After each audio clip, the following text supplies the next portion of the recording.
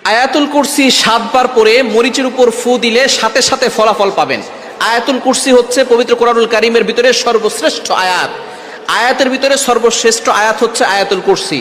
এটা পবিত্র কোরআনুল কারীমের 3 নম্বর পারার 1 নম্বর পৃষ্ঠার 8, 9, 10, 11, 12 নম্বর লাইন, সূরা বাকারার 255 নম্বর আয়াত। এই আয়াতের ভিতরে অনেক ফজিলত রয়েছে। এই আয়াতটি হচ্ছে জিনদের সবচেয়ে বড় মহা ঔষধ। অনেক সময় দেখবেন দুষ্ট জিনরা মানুষের উপরে আসর করে থাকে, এটা করে কি করে না? অনেক সময় বদনজর লেগে যায়, অনেক সময় ব্ল্যাক ম্যাজিক করা, জাদুটনা করে, কুফরি কালাম করে। এই কারণে কিন্তু মানুষ অসুস্থ হয়ে যায়। দিন দিন প্রত্যেকটা ঘরে ঘরে জাদুটনার সমস্যা বেড়ে যাচ্ছে, ব্ল্যাক ম্যাজিকের ছড়াছড়ি হচ্ছে। নবীজি সাল্লাল্লাহু আলাইহি সাল্লামকেও জাদুটনা করা হয়েছিল। সুতরাং আয়াতুল কুরসি আপনি অবশ্যই পড়লে ভালো ফলাফল পাবেন। এবং আয়াতুল কুরসি নবীজি সাল্লাল্লাহু আলাইহি সাল্লাম নিজে জানিয়ে দিয়েছেন, এটার দ্বারা শয়তান থেকে মুক্তি পাওয়া যায়। এবং আয়াতুল কুরসির অনেক ফজিলত রয়েছে।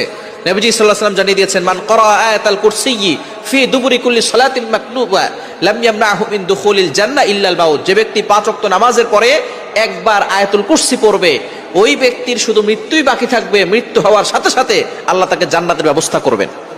শুধু তাই নয়, নবীজি সাল্লাল্লাহু আলাইহি ওয়াসাল্লাম আরো জানিয়ে দিয়েছেন, ওয়ালা দাইফান, যে ব্যক্তি একবার আয়াতুল কুরসি পড়বে, আল্লাহ পাক রব্বুল আলামিন তার জন্য 70,000 ফেরেশতা নিযুক্ত করবে। এই 70,000 ফেরেশতা তাকে সব সময় প্রটেক্ট করবে, হেফাজত করবে। আপনি যখনই ঘর থেকে বের হবেন, আয়াতুল কুরসি পড়ে বের হবেন, 70,000 ফেরেশতা আপনাকে প্রটেক্ট করবে, হেফাজত করবে।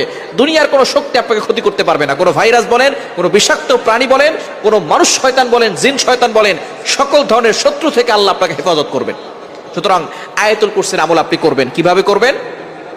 আপনি আয়াতুল কুরসি প্রথমে ওযু করবেন, ওযু করে 3 বার দুরূদ শরীফ পড়বেন। আয়াতুল কুরসি 7 বার পরে একটা মরিচে ফু দিবেন। মরিচে ফু দেওয়ার পরে ওই মরিচটা আপনি একটু আগুনে পোড়ানোর পরে সেখান থেকে একটা ঘ্রাণ আসবে। এই ঘ্রাণটা যদি কাউকে জিনে ধরে অথবা কাউকে জাদু করা হয়, জিনে ধরার পরে ওই মরিচটা যদি তার নাকে সামনে নিয়ে যান, তাহলে দেখবেন একটু ঘ্রাণ দিলেই সেই জিন সেখান থেকে চলে যাবে, তাকে আর আসর করতে পারবে না। এবং যদি কারো বদনজর লেগে যায়, তার নাকের সামনে একটু ধরবেন, দেখবেন তার বদনজর দূর হয়ে যাবে। এবং আপনি অবশ্যই এই ধরনের সমস্যা হলে শরীর বন্ধ রাখার চেষ্টা করবেন। আয়াতুল কুরসি আর 4 কুল, সূরা কাফিরুন, সূরা ইখলাস, সূরা ফালাক, সূরা নাস, এই 4টা সূরা দিয়ে এবং আয়াতুল কুরসি পড়ে বুকে ফু দিবেন আর হাতে ফু দিয়ে পুরো শরীরে মাসাজ করবেন। শরীর